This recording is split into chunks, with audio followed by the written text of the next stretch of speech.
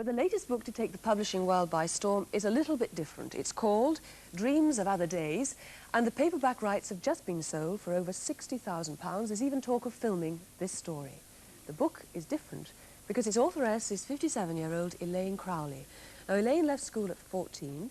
She worked as a machinist, a school dinner lady, and at British Steel in Port Talbot until she was made redundant a few years ago. It was only then that she started to write, and Dreams of Other Days is her very first novel. Well done. To get so far so quickly, my goodness. Did you always know you were going to be a successful authoress? Well, I hoped from the time that I started writing. I hoped and dreamed. In fact, I even wrote a story fantasizing that perhaps it would come off, and it did. But why did you leave it so late in many respects to begin to write like this? I suppose because I was so busy bringing up all those children. You have 6 children? I've got 6, yes. And they're all very talented in their own right, aren't they? Yes, yes, they're all done very well. Many people listening to you talking now say, well, if I'd had 6 children, it would be time to put my feet up, relax, enjoy life, and not settle down to write a novel like this. But I find writing the novel is one of the most enjoyable things, other than rearing the children, that I've ever done. I absolutely love it. What kind of a routine have you got organised then to write?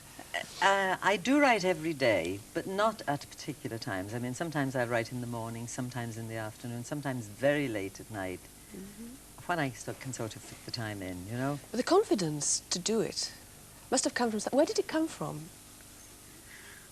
Within me, I suppose. I mean, it's all right saying within me, but... well, you don't feel confident all the time. There are some days when you think you're a failure. You know, you should throw it all away.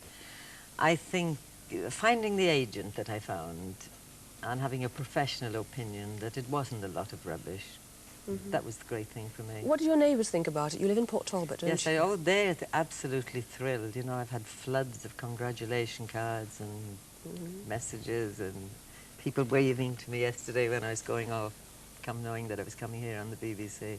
They're delighted. When they were writing it, though, were they helpful? Were they supportive? Did they give you not my ideas? neighbours. No, they didn't know all that much about it. My family were, and close friends, you know. The neighbours didn't know too much, except that they'd see me up there at the window on the typewriter, but they weren't quite sure what I was doing. You were born in Dublin? Yes. And this is set in Ireland? Yes, that's sort of loosely set in West Cork. Does it mirror your life? Oh, no, not at all. Oh, no.